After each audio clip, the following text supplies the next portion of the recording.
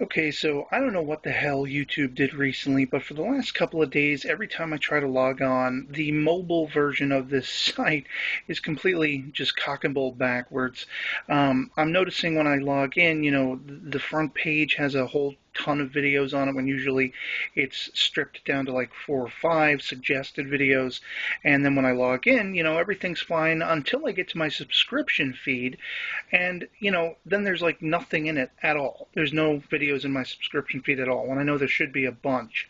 Now, every now and then I would try to re-log in and stuff like that, and it'll set things right.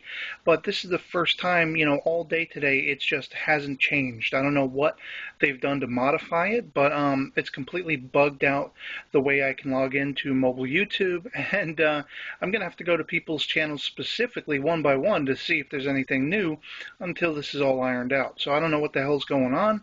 If, this is a problem other people are having with the mobile YouTube. That's the only way I can get onto YouTube and stuff like that. And they've tweaked it, and it's completely just gone foobar for me. So just want to, let you guys know that, and see if anybody out there else other than myself is, dealing with it. So yeah.